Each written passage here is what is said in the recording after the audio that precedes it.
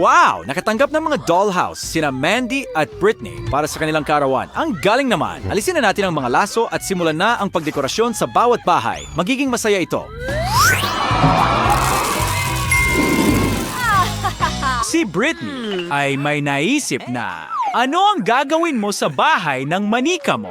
Wow! At bakit kailangan mo ng napakaraming straw? Ang ganda ng ideya para sa dekorasyon ng bubong. Mukhang kamangha-mangha. May tunay na bahay na bahaghari na si Britney ngayon. At ano ang naisip ni Mandy? Tingnan natin. Alright.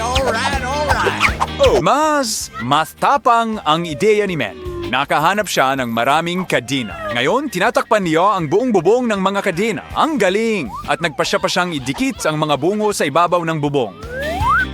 Ang galing na yan. Talagang estilo ni Mandy yan. Masasabi ko, mukhang hindi talaga sinasang-ayunan ni Britney ang mga ideyang ito. Ayusin natin ang mga bintana. Pinili ni Britney ang mga puting frame, pero nagpasya si Mandy na mag-iba at gawing itim ang kanya. Nakakatuwa yon. Ngayon na tapos na ang mga bintana, lumipat na tayo sa mga kwarto. May malaking eyeshadow palette si Britney na may lahat ng kulay ng bahaghari. Nagpasya siyang gawing may temang bahaghari ang buong kwarto. Nakakatuwa yan. Huwag mo lang ilapit masyado ang brush. Malaki ang posibilidad na babahing ka. Oh, ang ganda niyan. Siyempre, hindi tumitigil si Britney dyan. Kailangan ng kwarto ng mga kasangkapan, isang malambot na alpombra, isang komportabling upuan, at isang mesa. Wow, ang fluffy ng lahat. Nakaka-interes. At ano ang naisip ni Mandy? At bakit mo kailangan ang nakakatakot na paniki na yan? Sana hindi ito totoo. Wow, ang mga dingding ay puno ng mga paniki, parang totoong kuweba. Ginamit ni Mandy ang kanyang mga pulseras para gumawa ng dekorasyon. Ano kaya ang susunod? Oh, tingnan mo yan! Nakahanap pa siya ng astig na itim na sopa. At, syempre, isang mesa na hugis bungo. Ang ikalawang bahagi ng kwarto ay magkakaroon ng aparador. Isang alpombra. Nice! At isang lampara. Hoy! Ano ang balak mong gawin sa chewing gum? Well, iyan ay isang kawili-wiling paraan para magbitin ng larawan. Tiyak na isang Mandy life hack na dapat tandaan. Well, ang kwarto ay lumabas na medyo cute, kahit na madilim at may mood. Alright. Sang-ayon dito si Wednesday Addams. Pero hindi ito gusto ni Britney. What? Ano pa ang naisip mo? Oh wow! Ito ay isang candy machine. Swerte ng manika mo, lahat ay gugustuhin magkaroon ng candy machine sa bahay. Britney, kulang talaga ng ilaw ang kwarto. Ano ang maiisip mo? Oh yeah! Wow! Isang neon sign. Ang ganda ng ideya na iyan. Sa totoo lang, ang kwarto ay naging napakakulay. Tiyak na maa-appreciate ni Enid ang lahat ng iyong pagsisikap at ang mahiwagang makina na puno ng candy. Ano pa ang mas maganda? Ayos, isang buong mangkok ng M&M's. Yummy. Thank you. Enid, oras na para magmerienda. Oh my. Mga babae, napakagaling ng ginawa ninyo sa unang palapag. Bawat isa sa inyo ay lumikha ng tunay na natatanging silid. Tayo'y magpatuloy. Sa pagkakataong ito, kailangan mong palamutian ang ikalawang palapag. Nakikita ko na pareho kayong nagpasya na gumawa ng mga kusina doon. Nakaka-interes. Si Mandy ay may madilim na itim na kusina. Bagay na bagay ito sa estilo ni Wednesday. Mas maraming bungo. At mayroon pa siyang sariling kabaong. Hindi marami ang makakapagmayabang tungkol diyan. Syempre, kailangan ng mesa at mga upuan sa kusina para may lugar na kainan. Mayroon pa siyang mga napkin na hugis patak ng dugo. Maganda ang pagkakaayos ni Mandy sa mesa. Nagdesisyon siyang maglagay ng pendulum na orasan sa dingding. Ilang detalye na lang ang natitira.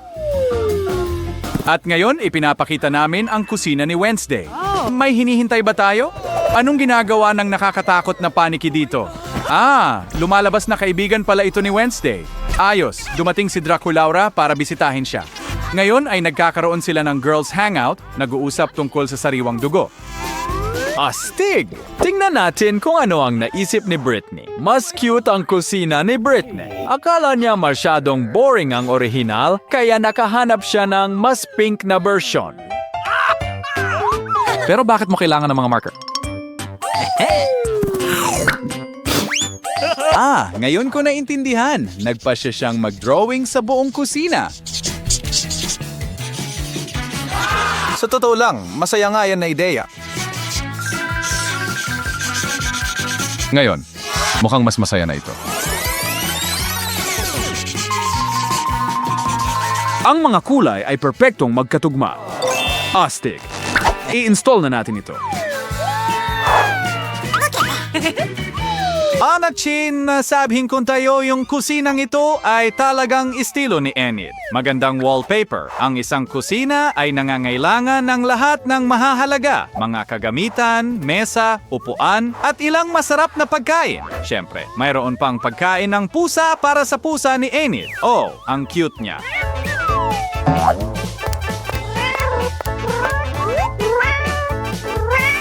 At nagpasya si Brittany na kailangan ng speaker ang kusina. Plano ng mga babae na magdaos ng mga party mismo sa kusina. Okay, here we go!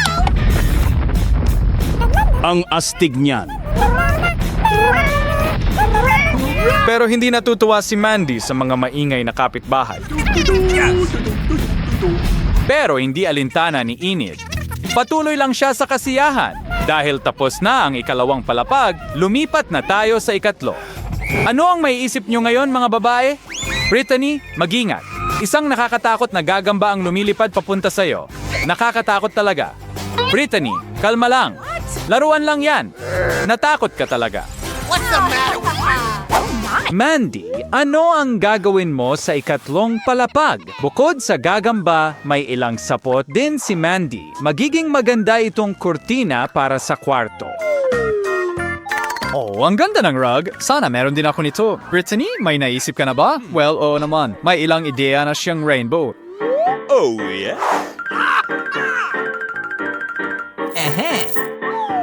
Magsimula tayo sa kurtina ng beads. Magkakaroon ng rhinestone na alpombra sa sahig. Yes! Ang ganda! Kahit dalawa pa! Dumating ba si Mandy para magnakaw ng ilan sa mga ideya mo? Halika, paalisin mo siya para hindi siya makasilip.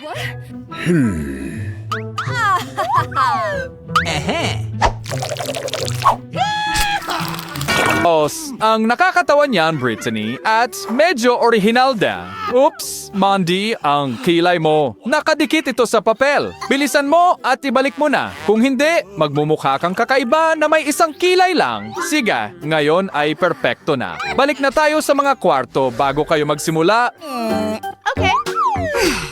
Brittany, ano ang naisip mo para sa mga dingding? Oh, wow, nakita na namin ang wallpaper na ito sa mukha ni Mandy. Pero ngayon, nagpasya si Brittany na idikit ito sa mga dingding. Magandang ideya. Mas maganda ito dito. Kailangan ng bawat babae ng aparador at sariling kama. Nakahanap pa si Brittany ng makulay na kumot at sariling mesa para sa pagme-makeup ng manika.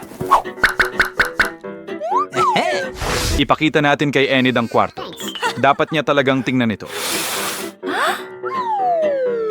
At maganda ito. Sa tingin ko, nagugustuhan niya ito. Ngayon, lumipat tayo kay Mandy. Tapos na si Brittany, pero hindi ito gusto ni Mandy. Kaya, ano ang gagawin mo? May ideya siya. Oh, wow! Ang ganda ng kama na may buwan. May mga istante pa para sa iba't ibang bagay. Paano naman ang dagdag na ilaw? Wow! Gusto ko ang parol na yon. 10 sa 10. At hindi ko alam na tumutugtog din pala ng violin si Wednesday. Nakakatuwa iyon. Sige na, Wednesday, tugtugin mo kami ng isang bagay. Paano naman ang isang klasikal na piraso? Here we go! Wow, ang ganda pakinggan yan. Excited ako. Natapos na rin sa wakas ng mga babae ang kanilang mga dollhouse at masasabi kong napakaganda ng kinalabasan. Tingnan mo sila, ang kakaiba nila.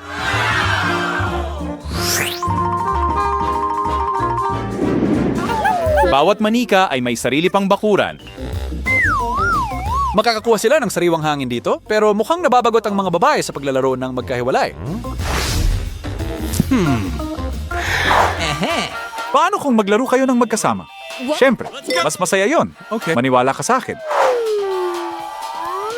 Simulan natin sa paglalagay ng mga manika sa tabi ng isa't isa. At paano kung magdaos kayo ng totoong picnic? Magkaroon ng ilang merienda at masarap na inumin. Ang saya, di ba? Ngayon, mas masaya na. At kahit ang mga manika ay naging magkaibigan.